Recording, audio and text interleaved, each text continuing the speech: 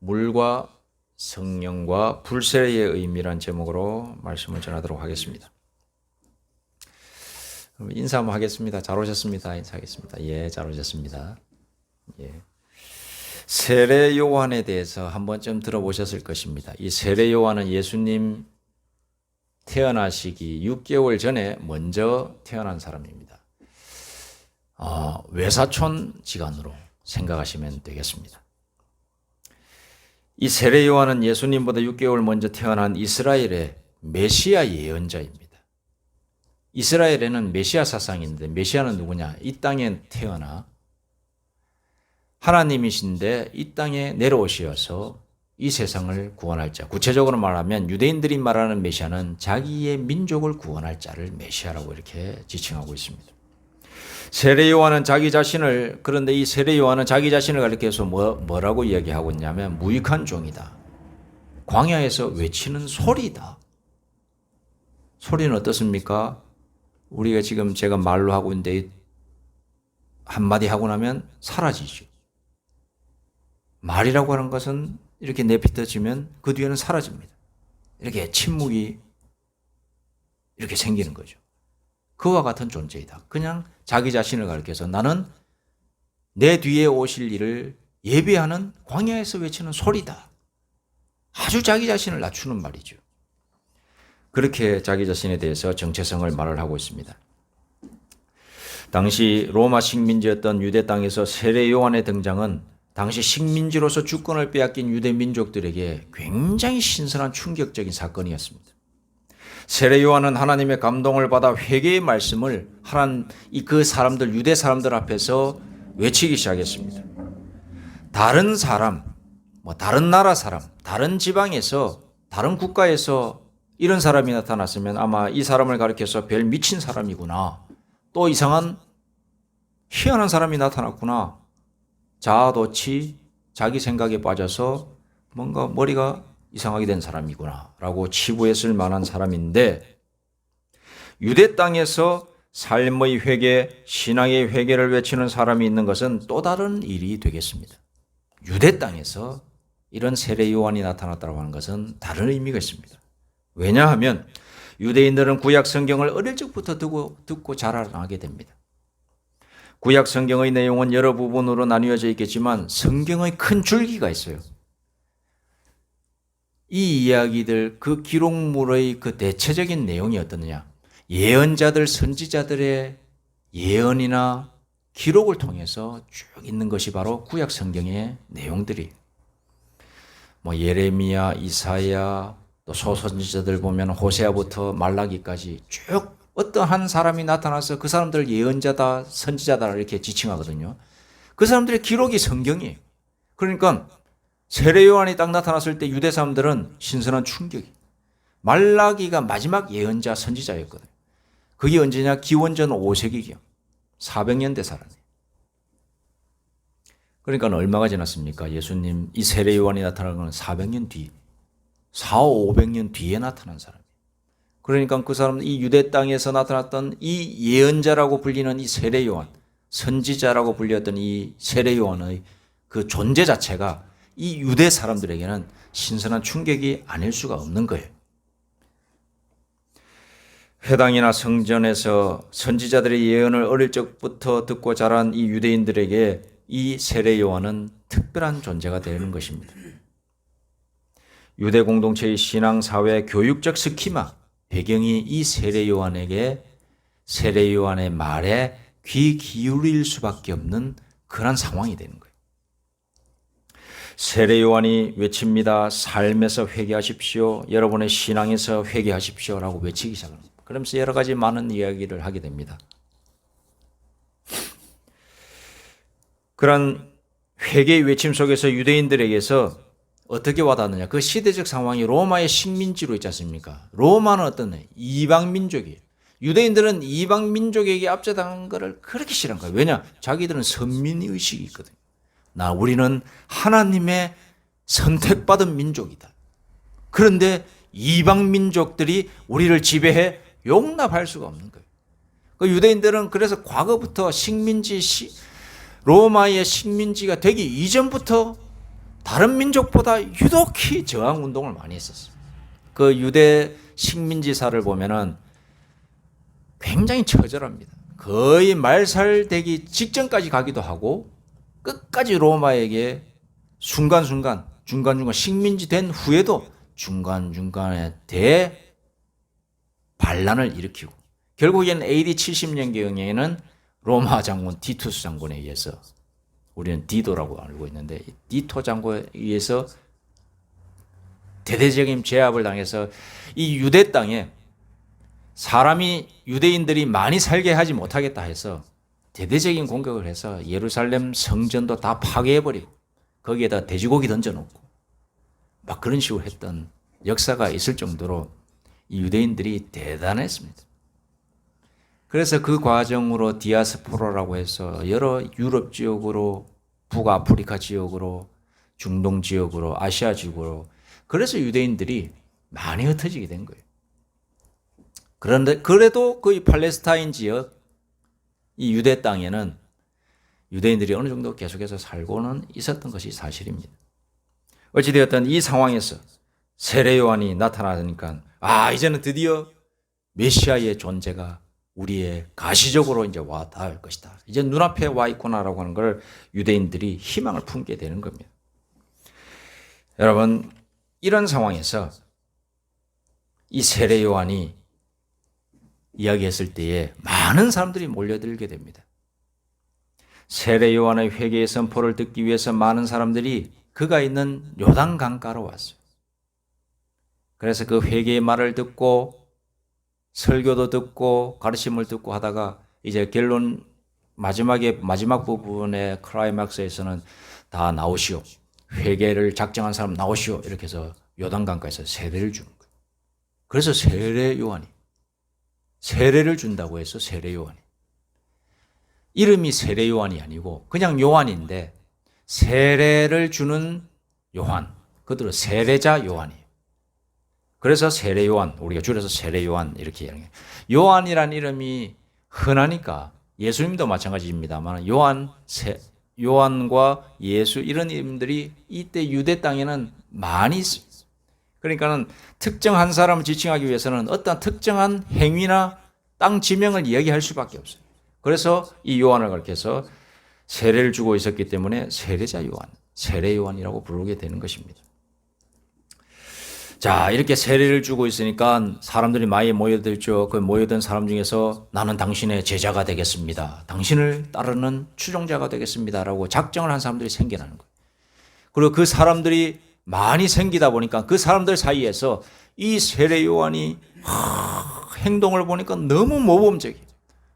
메뚜기와 석청, 즉 의식주도 보니까 너무 검소하고 청빈한 거예요. 옷도 보면 낙타털옷만 입고, 낙타털옷은 우리는 무스탕 입었다고 생각하는데 그게 아니라 제일 그냥 옷만 가릴 수 있는, 그때 당시로는 제일 안 좋은 옷 중에 하나가 이 낙타털옷이었어요. 그래서 그 낙타털옷을 입고 메뚜기와 석청 길거리에 흩어지는 거 하나씩 주워 먹고 그렇게 하니까 요즘은 뭐 누가 그러더라고요. 그 웰빙 음식을 드셨구나 그러는데 그게 아닙니다. 그냥 이렇게 길거리 흩어져 있는 거 먹었던 거예요. 그렇게 사니까는 얼마나 존경스럽습니까? 그러니까 사람들이 모여가지고 내 제자가 되겠습니다. 똑같이 이제 낙타 털옷 입고 석청, 메뚜기 석청 따라서 옆에서 드실 때에 같이 우리도 먹고 청빈한 생활을 하면서 그렇게 추종자들이 생각하고 많이 생기는 거예요. 그 사람들끼리 모여서 속으로 수근수근, 자기들끼리 모여서 수근수근 하는 겁니다. 이 세례자 요한, 세례 요한님은 우리가 기다리던 혹시 메시아가 아닐까? 하나님께서 보내주신 그리스도가 아닐까? 자기들끼리 이렇게 수근수근하면서 그렇게 높이기 시작한 거예요. 그 말을 들었는지 못 들었는지 모르겠지만 이 세례자 요한이 자기 자신의 정체성을 그 제자들에게, 추종자들에게 대뜸 이야기하게 되는 겁니다. 나는 광야에서 외치는 소리에 불과하다. 너희들이 존경하고 나를 높이고자 하느냐? 그게 아니다. 나는 광야에서 외치는 소리에 불과하다. 그리고 오늘 말씀이 나오게 되는 겁니다. 나는 너희로 회개하기 위하여 물로 세례를 베푸는 존재에 불과하다. 물 세례를 주는 거기에서 그친다. 그러나 내 뒤에 오실 이가 진정한 메시아 그리스도이신데 그는 어떠한 역할을 하시느냐? 뒷부분에 그는 성령과 불로 너희에게 세례를 베풀 것이다. 나는 물 세례 정도는 줄 수 있지만 성령과 불 세례는 줄 수가 없다. 그러나 내 뒤에 오시는 이 메시아는, 그리스도는, 우리의 진정한 주님, 하나님의 아들 예수는 성령과 불로 주시는 역할을 감당하실 것이다. 이것이 진짜다. 이렇게 말씀하시면서 말을 하고 있는 것입니다. 자, 그래서 우리가 이 시간에는 세례 요한이 준 물 세례와 우리 예수님이 주실 성령과 불 세례, 이것에 대해서 의미를 알아야 되는 거예요. 의미를. 이거 왜 중요한가? 우리는 영적인 문제를 먼저 해결해야 되기 때문에 그렇습니다. 세례 요한은 우리 인생들이 해결해야 할 부분은 민생 문제가 아니라고 이야기하고 있습니다. 세례 요한이 선포하고 있는 것은 영적 문제를 선포하고 있는 거예요. 유대 땅에서 너희의 먹고 사는 거, 너희가 로마 식민지에 있는 그게 문제가 아니다. 로마 식민지에서 벗어나고 독립을 하는 거, 그게 문제가 아니다. 너희의 마음속에 있는 죄가 문제다라고 하는 것을 선포하고 있는 거예요. 거기에서 회개를 하여라. 회개라고 하는 것은 뭐죠? 정면으로 가다가 반대로 돌아선다. 이 뜻이 있습니다. 180도 돈다. 그게 바로 회개예요. 영적 문제를 해결해야 하나님께서 주시는 민생의 평안을 참으로 누릴 수 있다. 이렇게 말씀하고 있는 겁니다. 영적 문제를 해결하지 못하면 세상살이 형편이 아무리 좋아도 시한부 인생에 불과합니다. 영적 문제를 해결하지 못하면 죽으면 끝이에요. 죽으면 심판인데 심판으로 그냥 그렇게 끝이라니까요. 그래서 영적 문제를 해결해야 되는 겁니다. 세례자 요한은 너희의 영적인 문제를 먼저 해결해라. 너희의 마음의 문제, 너희의 영의 문제가 1순위다. 그리고 너희가 먹고 살고 사회적이고 정치적인 문제가 그 다음이다. 이걸 이야기하고 있는 거예요. 세상 살 때는 잘 살 수도 있고 못 살 수도 있습니다. 영적 문제는 우리의 선택에 의해서 달라지기 때문에 중요하다는 거예요. 우리가 잘 살고 못 살고는 우리의 선택, 어느 정도 열심히 사는 사람 개미처럼 열심히 살고 부지런히 살면 어느 정도 보장이 되겠지만 아닐 수도 있어요. 지금 저 가자 지구에서 전쟁이 일어나는 거 보십시오. 자기가 팔레스타인 가자의 주민이라면은 밑도 끝도 없이 미사일 맞아갖고 죽는다니까요.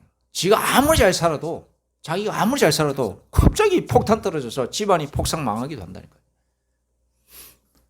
그 이스라엘이 하마스 무장단체에 의해서 공격을 당할 때에 자기들끼리 거기 한 농장에서 파티하고 있었어.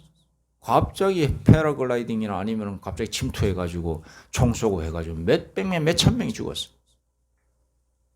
그걸 줄 알았습니까? 그렇게 재밌게 잘 살고 놀고 이렇게 뭐 춤추고 있었는데 갑자기 총 맞아 죽을 줄 누가 알았겠어요? 사람이 이 세상에서 잘 살고 못 살고는 열심히 하면 어느 정도는 보장이 되겠지만 100%가 아니에요. 여러분 잘 아시지 않습니까? 나이를 어느 정도 먹으면은 잘 살고 못 살고는 100% 내 손에 달려 있다라고 말할 수 없다라고 하는 걸 우리는 다 인정하고 있습니다. 그러나 영적인 문제는 100% 현재의 결단에 따라서 달라진다는 것. 여러분 아셔야 되는 것입니다. 우리가 살아있을 때 이 영적 문제를 하나님의 뜻대로 결단 내리지 못하면 안 되는 거예요. 그리고 이 결정적으로 이 영적인 문제가 우리의 민생 문제까지 다 좌지우지한다는 사실을 아시기 바랍니다. 회개라는 말 아까 말씀드렸지만 180도로 돌아선다는 의미예요. 세례 요한이 무엇에 대해서 회개하라고 외치고 있냐면 잘못해서 돌아서십시오. 여러분의 죄에서 돌이키십시오. 악에서 돌아서십시오. 불신앙에서 신앙으로 돌아서십시오라고 이야기하고 있는 겁니다. 당시 유대 땅에는 하나님에 대한 신앙이 회감으로 팽배해졌어요. 왜냐? 로마 식민지가 됐으니까. 하나님은 죽으셨다라는 그런 사람들까지 이렇게 많이 생기게 나게 된 것입니다. 그래서 우리가 하나님을 믿어서 뭐 할 거냐? 이런 마음까지 생겨나기 시작했던 거예요. 그런 것에 대해서 돌이키십시오. 불신앙에서 신앙으로 돌이키십시오. 하나님은 지금도 살아계십니다. 영적인 문제에서 회개하는 것이다 라고 이렇게 세례자 요한은 말을 하고 있는 것입니다. 그럼 세례자 요한이 베풀었던 물세례는 어떤 의미인가? 그렇게 마음으로 돌아선 사람이 눈에 보이는 결단을 표현하는 예식을 가리켜서 물세례라고 하는 거예요. 요단강가에 와가지고 나 이제 제대로 살겠습니다. 악한 사람 되지 않겠습니다. 죄에서 돌이키겠습니다. 이것을 결심하는 하나의 예식을 하겠습니다. 나와라 해서 요단에서 물 푹 빠지는 거예요. 이건 세례는 물 얻는 거지만은 여기서 말하는 세례가 이 세례자 요한이 한 것은 침례예요. 그래서 지금도 침례교에서는 침례자 요한이라고 이렇게 말을 하고 있어요. 원래는 침례가 정확한 거예요. 성경적으로는. 여기서 말하는 우리는 근데 세례와 침례가 중요한 것이 아니라 그런 회개의 행위 예식이 중요하다는 거예요. 세례를 받으면서도 나는 하나님께 모든 것을 회개합니다. 이제 돌이키겠습니다. 죄에서 돌이키겠습니다. 내 믿음 없는 것을 하나님 앞에서 믿음으로써 나아가겠습니다. 라고 그런 신앙의 고백을 하게 된다면 그 사람은 침례를 받은 거랑 마찬가지예요. 그런 물 끼얹고 푹 빠지고 이것은 어느 정도 중요할 수 있겠지만은 절대적인 건 아니다.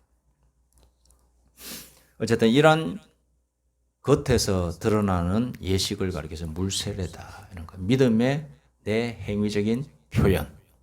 그러면 예수님이 오시면 성령과 불로 세례를 주실 거라. 이렇게 말씀하고 있죠. 이건 뭔가? 성령과 불. 이거는 같은 단어가 아닙니다.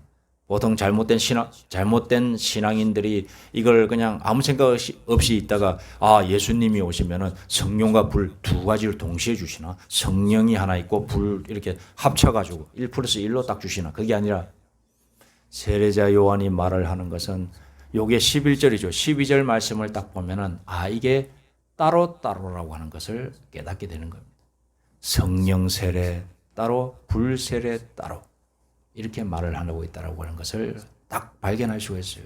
이 이단들은 이걸 하나는 묶어가지고 성령의 불을 받아라 뭐 이런 식으로 이야기하는데 이게 여기서 잘못 나온 말이에요. 성령 세례와 불 세례는 따로따로. 그럼 이게 무엇을 의미하느냐? 성령 세례는 우리 개인의 회심을 말하는 거예요. 우리 예수님께서 오셔서 개인 한 사람 한 사람에게 영의 세례를 주신다는 거예요. 영적인 물, 영의 물, 하나님의 생수를 그 사람 개인에게 찾아오셔서 눈에 보이는 게 아니에요. 물 세례는 그야말로 우리 눈에 보이는 물, 강물, 시냇물, 그 물이지만은 여기서 말하는 성령 세례는 뭐냐? 성령 침례는 뭐냐? 하나님의 영, 예수님의 영을 물처럼 표현한 거예요. 그 영을 부어주신다 이 말이에요. 그런 사람 어떻게 되겠습니까? 성령 세례를 받은 사람 삶이 변화되고 생각이 변화되고 인생이 변화되는 거예요. 믿음이 변화되는 거예요. 아까 말했죠. 회개가 뭐냐? 악에서 돌이키는 것, 죄에서 돌이키는 것, 돌아서는 것, 불신앙에서 신앙으로 돌아서는 것이라고 했는데 그런 역사가 생긴다 이 말이에요. 성령 세례를 그래서 우리가 다 받아야 되는 거예요. 우리 예수님을 만나면은 그 순간 믿음이 생기는데 믿음이 없다가 믿음이 생기는 순간 그 순간 성령 세례가 내려온 거예요. 하나님의 영이 부어짐을 받게 된 거예요. 예수님께서 말씀하십니다. 너희가 성령의 은혜를 받아야지만이 하나님의 아들이 된다, 딸이 된다 이렇게 말씀하고 계신 겁니다. 그럼 여기서 말하는 또 불세례는 무엇인가? 불세례는 성령 세례는 어떻게 언뜻 보기에 좋은 것처럼 보이죠. 좋은 겁니다. 믿는 자들에게 좋은 거죠. 그럼 불세례는 뭐냐? 언뜻 보기에 나쁜 것처럼 보일 수 있습니다. 좋은 것처럼 보일 수 있습니다. 불이니까 우리를 태워가지고 죄에서 태우게 해주시는 그게 아니라 이건 조금 의미에서 좀 두려운 거예요. 불세례는 심판을 의미하는 거예요. 심판. 즉 예수님은 우리의 각 개인 한 사람 한 사람에게 하나님의 영의 세례를 주시는 분이시기도 하지만 불세례는 뭐냐? 심판의 세례도 내려주신다. 세례라고 하는 것은 물이 확 흘러내릴 때에, 즉 비를 가리켜서도 그 세례의 한 종류로 이야기해요. 비는 뭐냐, 모든 사람 악인이든 선인이든 다 맞게 돼 있어요. 즉 불세례는 뭐냐, 하늘에서 불세례가 내려온다는 거예요. 불세례가 내려올 때에 믿는 자든 믿지 않는 자든 다 맞게 되는데 심판을 의미한다는 거예요. 세상이 종말의 때에 우리 예수님이 내려오시면서 심판하신다라고 성경의 요한계시록에 보면 기록되어 있어요. 이 세상 심판하실 때에 예수님이 구름을 타고 심판자로서, 심판 주관자로서 내려오신다. 그때에는 불의 심판이 있을 것이다. 이렇게 예언하고 계시거든요. 불세례는 바로 그걸 의미하는 겁니다. 왜냐, 12절 말씀에 보니까 쭉정이와 가라지를 가릴 것이다. 그게 바로 심판 날에 있을 날이거든요. 불신앙인과 신앙인을 가릴 것이다. 믿는 자와 믿지 않는 자를 가릴 것이다. 즉 불세례의 역할이 되는 것입니다. 우리 예수님은 그런 분이시다 이 말이에요. 각 개인 한 사람 한 사람에게 하나님의 영의 세례를 주셔서 구원하셔 주시기도 하시지만 불세례를 또 동일하게 종말의 시간에 다 내려주심으로 말미암아 누구는 천국으로, 누구는 지옥으로 심판 주관자가 되신다. 그 뜻을 품고 있는 것입니다. 세례자 요한은 그걸 알고 있었던 거예요. 하나님의 은혜 충만하여 물세례를 자신은 주지만은 내 뒤에 오실 일은 바로 그러한 핵심적인 영적인 것의 핵심을 잡고 계신 분이시다. 그러므로 나는 껍데기에 불과하다. 광야에서 외치는 소리다. 준비하는 자에 불과하다. 메시아, 진정한 메시아이신 예수님을 준비하는 그의 길을 평탄케 하는 빗자루질을 하는 그러한 존재에 불과하다. 이렇게 말을 하고 있는 겁니다. 여러분, 우리가 그래서 가장 핵심적이고 중요한 세례는 뭔가? 성령 세례. 그럼 여기서 세례자 요한은 왜 성령과 불을 같이 붙였는가?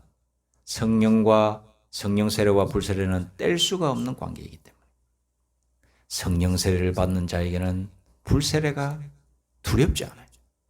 성령 세례를 받고 하나님의 영을 받은 사람은 이 세상의 종말의 시대에 심판을 받을 때 두렵지 않다는 거예요. 그래서 우리가 성령 세례를 받아야 되는 거예요. 하나님의 영의 세례를 다 받으시기 바랍니다. 이게 가장 핵심이요 키워드인 것입니다. 우리가 성령 세례를 받지 못했다면 기도하는 수밖에 없어요. 하나님, 저에게도 하나님의 영을 부어주십시오. 저는 믿음이 있었다라고 생각했어요, 어릴 적에. 그런데 제가 성령 세례를 받고 나니까 믿음이 없었다라고 하는 걸 깨닫게 됐어요. 이거는 받을 때에 깨닫는 것이지 받기 전에는 깨달을 수가 없어요. 행위로서 물 세례는 받을 수 있어요. 저는 고등학교 1학년 때 교회에서 하는 형식으로서 세례를 받았어요. 쭉 서가지고 조성욱 이렇게 해서 예수 그리스도를 주로 시인하십니까? 예. 아멘. 뭐 이렇게 하지 않습니까? 사도신경 외우십니까? 그러니까 사도신경 외우는 거 시험도 치고 주기도문 외우시면 주기도문 시험 치고 그렇게 해서 예식으로서 교회 행사로서 이렇게 세례 시간에 세례 받았어요. 나중에 20살 넘어서 제가 침례교와 관련되어 있는 내비게이터 선교회 그 교회에 제가 적을 두고 다닌 적이 있었는데 신학교 다니면서 저는 장로교지만 침례교 제자훈련 단체에 다녔던 기억이 있습니다. 거기에서 제가 성령 세례를 받고 나서 세례 한 번 더 받아야겠다. 그래서 침례교니까 침례를 주는 시간이 있었어요. 그래서 저도 침례를 받아야 돼요. 침례까지 받았습니다. 근데 아까 말씀드렸지만 세례가 중요한 것이 아니라 침례가 중요한 것이 아니라 이 내 마음의 신앙 고백이 중요한 거예요. 그래서 예수님께서도 베드로가 신앙 고백할 때 너의 그 믿음 위에 그 신앙 고백 위에 교회를 세우겠다 라고 말을 해주는 거예요. 마태복음 16장 16절 말씀 베드로가 예수님께 말을 합니다. 주는 그리스도시요. 그리스도는 하나님이 보내신 메시아다 이 뜻이에요. 살아계신 하나님의 아들이로소이다. 그저 사람이 아니라 내 눈앞에 보이는 예수님이라고 하는 사람이 하나님의 아들이십니다. 하나님이십니다. 이렇게 고백하는 순간 그래 예수님께서 말씀하시죠. 너의 그 신앙 고백, 그 믿음 위에 내가 교회를 세우겠다. 그 믿음이 있는 이 장소가 바로 이 교회, 열매 맺는 교회가 되겠습니다. 우리 교회는 예수님을 주님으로 하나님의 아들로 믿는 신앙 위에 세워진 교회라는 것입니다. 이것이 바로 이러한 신앙 고백이 절로 나올 때에 하나님의 성령 세례를 받은 사람이다. 칼이 목을 찌르려고 너 신앙 고백 해봐라 임마. 신앙 고백하는 순간 푹 찌른다. 두려워서 떨면은 그 사람 성령 세례 받은 사람 아니에요.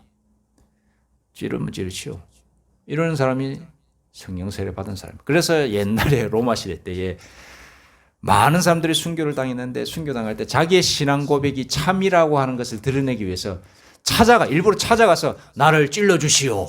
이런 사람들이 심지어는 있었다라고 하는 그런 기록이 있습니다. 자기의 신앙 고백을 드러내기 위해서. 얼마나 그 신앙이 뜨거웠으면 그 죽음도 두려워하지 않으면서 자기를 죽여달라고 그렇게 가겠습니까? 다 도망가기 바쁜데. 근데 성령 세례를 받고 하나님의 영의 세례를 받은 사람은 그런 결단이 있는 것입니다. 우리 모두 이 성령 세례를 다 받으시는 분들 되시어서 하나님의 다 아들, 딸도 다 되시길 소망합니다. 기도하겠습니다. 하나님 아버지, 우리가 성령 세례를 받았습니까? 하나님, 성령 세례, 성령 침례를 받을 수 있도록 하나님 역사하여 주시옵소서. 믿어지지 않습니까? 우리에게 믿음을 주옵소서. 믿어지지 않는 것은 자연스러운 현상이요. 당연한 것입니다. 그러나 하나님께서 우리에게 찾아오신다면 우리가 믿어지는 줄로 믿습니다. 하나님, 이 귀한 역사를 허락해 주옵소서. 예수님의 이름으로 기도드립니다. 아멘.